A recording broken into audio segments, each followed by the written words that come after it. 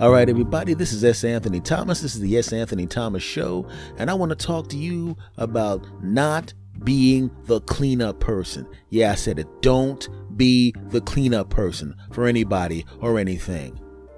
You're going to find out what I mean by that when you listen to the show. So, are you ready? Of course you are. Let's do it.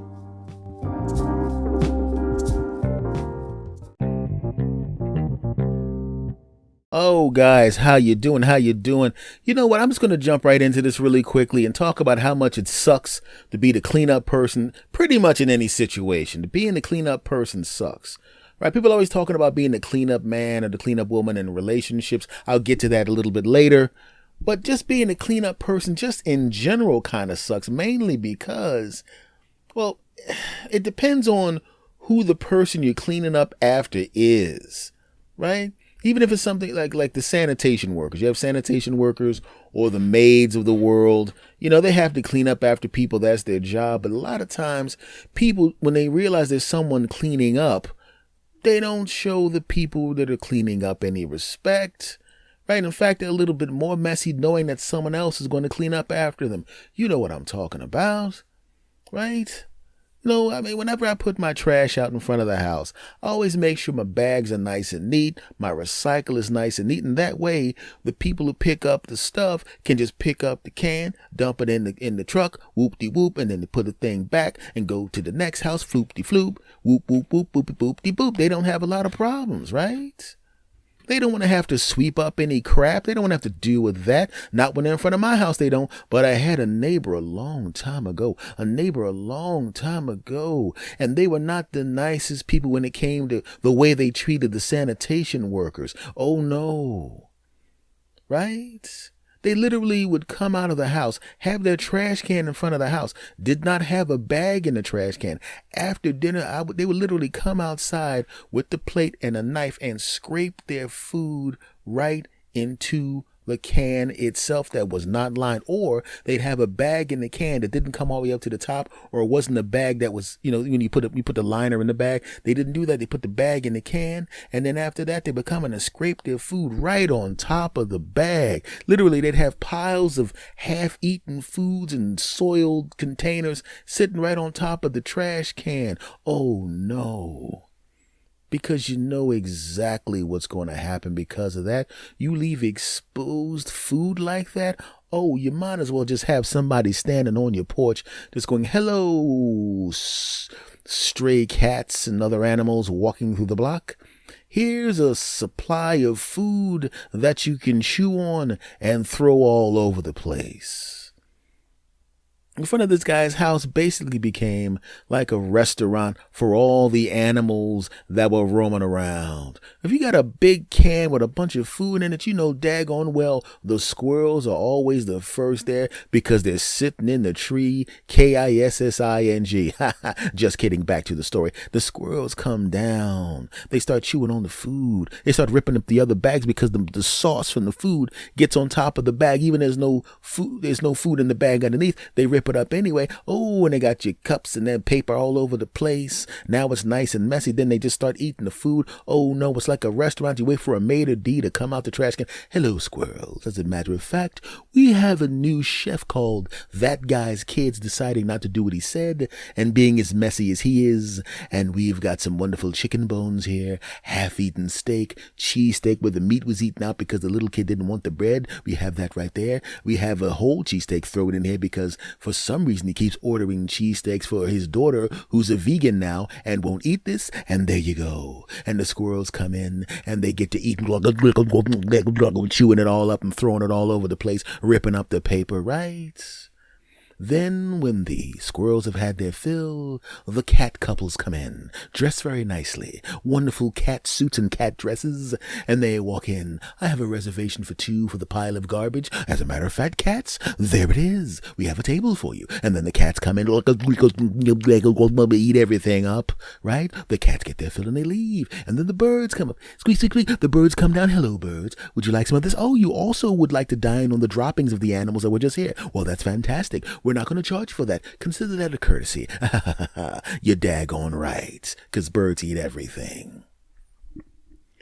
But the thing is, it's not just the mess that is left in front of this family's home. It's not just the fact that it doesn't smell the greatest. It's the simple fact that because there are so many animals who apparently picked up their cell phones, and the cats and the squirrels and the birds called their friends. There's a great new restaurant next to Anthony's house where the messy family keeps throwing garbage in the trash can. Really? What kind of rating do they have? They have a 5-star garbage rating. Well, fantastic. And all of a sudden now you got the dog showing up. You got the cat showing up. You got the squirrel showing up. You got the bird showing up, and they're all chewing on the bag.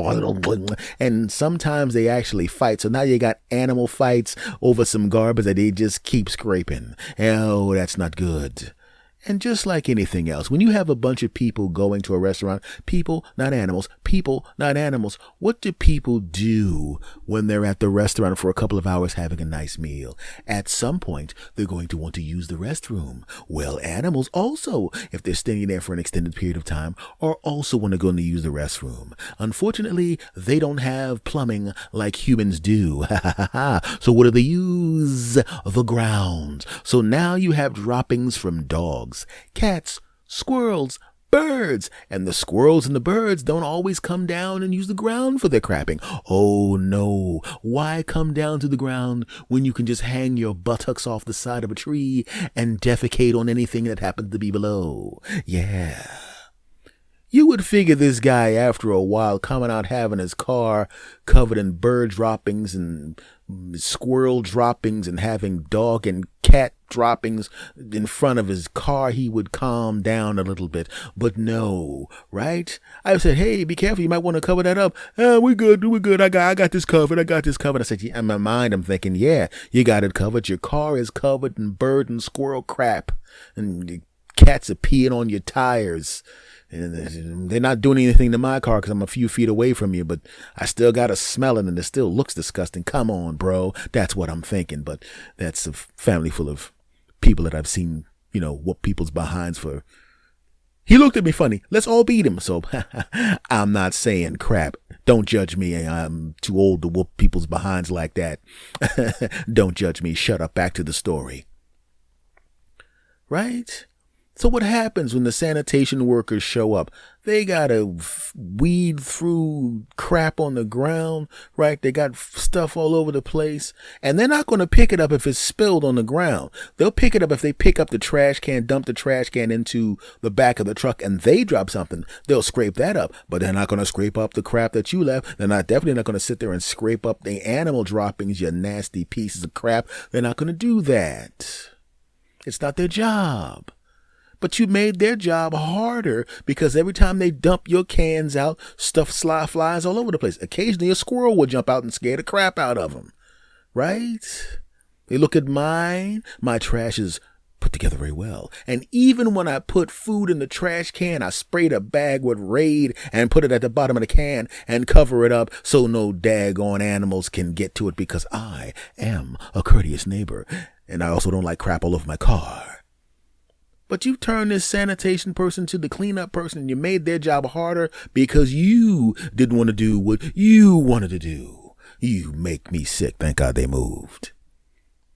And it's the same thing with the maids in the hotel, right? They have to clean up after you, but that doesn't necessarily mean you got to leave everything all over the place. That's not nice. Or if you're fortunate enough to have enough money to have a maid or come to your house, you don't want to make your house extra messy just because somebody's cleaning up after you. That's gross, disgusting, and disrespectful. Yeah, I said it. I'm a comedian by trade and obviously a podcaster now for the past 7 years on the other podcast and a couple of years on this one.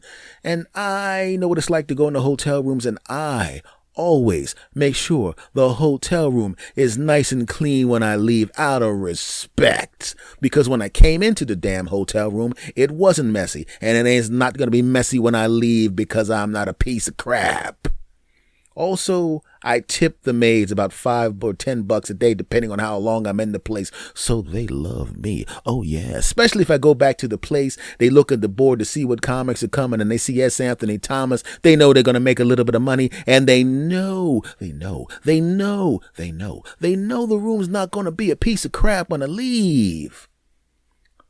Do you know how cool it is right? We go back to the sanitation workers. My cans are always neatly stacked and put back onto my property. They literally will dump my cans out, walk onto the property, and put my cans on the other side of the fence. They don't do that for my neighbor because, well, they don't want to have to step on all of that crap. Why do they treat me like that? Because I treat them with respect by keeping my stuff nice. Back to the maids, right? And because I always tip the maids and treat them good, you know what I didn't get? You know what I don't get after the second or third time I'm in a hotel room? I don't get anybody banging on my door at 6 o'clock in the morning going housekeeping. I don't get that crap. Oh, no. Know what else I don't get? A low supply of towels. Every time I came back, because of the respect that I treated them and because of the fact that I tipped them per day, I left them a little envelope with the money on it, I came in, I got all the damn towels. You're damn right. Look like I got a damn towel factory when I go to hotel rooms. Look like I got a soap factory when I go to the room. Look like I got a deodorant and mouthwash when you get that coffee maker in there. I got all sorts of coffee up in that bastard. I got enough sugar for 6 months. I got enough cream for 6 months. I got enough coffee to open up a damn Starbucks. You're damn right. Why? Because I show them respect. You don't want to do something bad to the cleanup person, right? If you're the cleanup person, you want to be treated with respect, right? There was a comic next to me that never tipped the waitresses, never tipped anybody, never tipped the people who were maids, right? And I could hear them knocking on his door at 6 o'clock in the morning, bang, bang, bang, housekeeping. When I'm sleeping, I've got to do this, sir. Running a vacuum sweeper. One time he was in the hotel room getting it on with one of the waitresses, and they still have knock, but I'm having sex right now. Not my problem, sir. Right? It was hilarious. The only problem I had was, for some reason, whenever I work with comics, I think it's a good thing that they all like me and they want to work with me and all that kind of crap. And a lot of times they come to my room, but I have to make sure they don't mess my room up. I don't want my room messed up. I don't want my room messed up for the maids that have to come in and clean the place. I also don't want them to see that I got tons of towels, soap, and deodorant, and mouthwash, and all the little things, and the coffee and all. I gotta hide that crap in the closet. Because if they see it, and you know how it is, if you have an abundance of something that someone else wants, they don't care that you may have saved it up. They don't care that maybe it's something special for you. All they know is I see a lot, you got a lot, I did nothing to deserve a lot, but I want some of your allotment. Right? If they saw how many towels and soap and coffee and creamers and crap like that I had, all of a sudden their freeloading butts would want some of my stuff. Oh, heck no. I took all that crap and threw it right in the closet. I took the coffee maker, unplugged the daggone thing, put that in the floor of the closet, threw in my coffee with sugar, all of that crap, took all my towels and all of that crap and the soap and all of that crap, put it in the closet, click, locked it. It came to my hotel room. They wanted to hang out. Let's hang out at your room, S. Anthony. I'm like, okay. Right? Didn't let them mess it up. Let me hang up my coat in the closet. No. You don't want to do that. The door's locked. The door's stuck. It definitely has nothing to do with the fact that I have an abundance of things that you have a little of because the maids really love me and they don't like you. And But that's the truth, man. They're the cleanup people and you want to treat them with respect. But what about when you're the cleanup person, right? What about you, the cleanup person? You're dating someone that was treated like crap by the person they were with last time. Oh, no. Right? I'm a friendly guy, right? I go places and 99.9% of the people like me, and the minuscule amount of people that don't, well, they suck and they stink as humans. No shade. Double shade. F them back to me, right? So when a waitress comes up to the table, I've worked in the entertainment business for my entire adult life plus a year. I know a lot of waitresses. I understand what they did, and occasionally I helped out with that. So I know that they have a tough job. And I know that in many cases, their interactions with customers are not exactly the most pleasant things. So I'm not going to add to that because I understand the job and I know how tough it is. And if the waitress comes over, I'm going to be friendly because I'm friendly with everyone. But what I didn't know was, with a specific woman, the last guy she was with was friendly to the waitress. But he wasn't friendly to the waitress the way I was friendly to the waitress, by being a nice guy and saying a couple of jokes that lighten the mood and being friendly. He was friendly via his genitals, if you understand what I'm saying. So she sees me being friendly with the waitress, and all she could see is flashbacks of what that last guy did, and she's picturing me on top of the waitress giving her the good business, and I wouldn't have done that because I'm not the cheating type of guy, but she's sitting there imagining me giving that waitress the good business, which I wouldn't do, right? And I see her looking at me all angry. And I'm sitting there seeing the kind of anger that you would think that I just said something like, you know what? I think it's about time for me to confess this. I pushed your mom down the steps and I set your car on fire. That level of anger. I didn't do anything to deserve that. And she's eating food, smacking the knives and forks into the plate way louder than that. She said, clink, chewing all hard, mouth open. She wasn't chewing like that last time we were out. But now the waitress comes back. Is everything okay? And I'm about to turn to the waitress and say everything's fine. And she looks, everything's fine. Okay. And she's all into that, right? We go back, and I realize the nicer I am to her, the madder she gets. Why? Because the last guy she was with was extra nice to her. Not because, like me, he's just a nice guy. He was extra nice because he felt guilty, because they kept going back to a specific restaurant and kept sitting at this specific waitress's table. And it was a specific waitress that he was, well, let's put it to you this way. It rhymes with getting it on with her. So he's sitting there smiling at her, knowing that later on in the week, he's going to be climbing on top of her and giving her the business. And she's sitting there innocently thinking, oh, what a great guy. He's so nice to the waitress. Oh, he was nice to her, all right. Oh, he was real nice to her, real nice, if you understand what I'm saying. So I don't even know this had happened yet. I'm just trying to figure out why she's so angry. And the nicer I am to her, the more angry she gets, right? And I'm thinking, well, we had a nice evening out. I don't know why she's mad, but I know what I'm going to do. I'm going to make it a point to be extra nice to her. I'm going to smooch her on a little bit, get a little kiss on the cheeky there. I'm going to hug her up, get a kiss on the forehead, rub her back, and girl, you the beautiful in the cosmos and the greatest. Put my hands on her sweet butt, and then girl, you the greatest. Not realizing it's very similar to what he did when he was guilty. And I didn't even realize what the heck was going on and why she was so ticked off. And go back to my place, and I'm about to, if you understand what I'm saying, I want to, if you understand what I'm saying. And she was looking really good in that sundress. And you know what it's like when the lady that you were dating, and she's a beautiful lady, and has a great figure, and she's wearing a sundress. They know what seeing a woman in a sundress, especially when you and her have already a few times. You knew how fantastic it is to be with her when you two and how great it feels to and you're thinking all day, because the date has been fantastic, you're pretty much guaranteed to and you're anticipating getting to and you're looking at her in that sundress and you're going and you take her back to your house and you want to give and she's thinking, oh no, and you're going, oh please, and she's thinking, heck no, because of what he did. You sit on the couch next to her and you try to figure out why she's so mad. And she says, you're the waitress. And then she tells you the story and you're like, oh, now I know why she's so mad. Oh, you realize you're the cleanup man. That guy before you dirtied up the room, right? And now you have to clean up after this guy.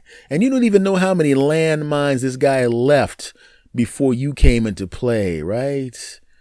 You're sitting there with her and you're having a great time and it's fantastic. You actually pick up the phone. Hey, we're going to watch this movie. Let me get this pizza here because this movie that we're watching right now kind of sucks, but it's got about 40 minutes left in it. So we're not going to pay attention to that. I mean, you don't like the movie, do you? No, this movie's horrible, but the movie we want to see is going to be coming on. It was, like you said, 40 minutes from now. So that's plenty of time. You know what I'm going to do? Let's order some pizzas and some sodas and we're going to sit down. We're going to go, oh, that's a great idea. And then you pick up the phone and you start ordering the pizza and you order a large sausage pizza and an orange soda and you find out that he really loved orange soda and he really loved sausage pizza and you just happen to order it and she's looking at you and she's got this look on her face like if she could pick you up and throw you over the balcony she would. thank goodness she's only 5'3", 324 pounds, and you're bigger than that. And so you like sausage pizza, huh? And you like orange soda, huh? Yeah. What happened? He used to always order sausage pizza and orange soda. You know how he ordered all the sausage pizza and orange soda? Because he was sleeping with the girl at the thing. That was just his code to let her know that I wasn't going to be at the house the next day, and then he would come over, right? Because he only ordered sausage pizza every once in a while, and I found out later on that was just a secret code to the girl at the pizza place, that I wasn't going to be there, so she could come over and she could give him, and he would give her the business, and and I didn't realize how many landmines there were in there. I was walking around on eggshells around her because I really liked her, and she was delicious looking, and she seemed like a sweet lady whenever I hadn't stepped on one of them landmines, and I never knew when they were coming. Not to be indelicate, one time we were in the middle of right? And I whispered in her ear, "You are incredible," right? And under normal circumstances, when you and a woman are really and you whisper in her ear and in a loving tone, "You are incredible," she loves it. She just thinks it's the greatest thing in the world. She smiles up at you, and she grabs your regular face and kisses you a little bit, or whatever thing she decides to do, because she's now extra ready to be enjoying it because you were in the middle of and you said something sweet in her ear. But as it turns out, he also said that something similar in her ear, and I said it into her left ear too. And he apparently, when he was he said it into her left ear, and she looked up at me like, "What are you? So I'm incredible, huh? Well, let me tell you, so you used to say that I was incredible." And I'm going, "You really want to talk about this guy now? I mean, we're like 5 minutes into we're starting to, we're in the middle of right?" She says, "Hey, I don't care how good it feels. I don't like that. Don't say that to me. Could we just stop for a minute?" I'm like, "Oh, okay." And we're sitting there, and she's like, "I'm sorry, but I said, "Could you write down the stuff that he said when you are in the middle of so I'll know not to say these things, please? Because there's a lot of times, just tell me what food not to order, okay? Tell me what things he would say when you're in the middle of so I don't say those things, right? And we're never going to whenever we go to a restaurant, we're going to try to find a male waiter, okay? Or we're going to go up to a place that we'll just go to buffets from now on. How about that, right?" I was the cleanup man for a while, but eventually that relationship petered out and failed because it was not fair to me to have to walk around on eggshells because of something somebody else did that I never did. And there's many times you're the cleanup person, not just relationships, romantic relationships, I should say. But you don't want to be the cleanup person. Oh no, because it sucks. So, all I will say is, if you find yourself in a situation that you do not have to be in, and someone tries to make you the cleanup person, I would just say this: get out of there. You dig? That's all I gotta say.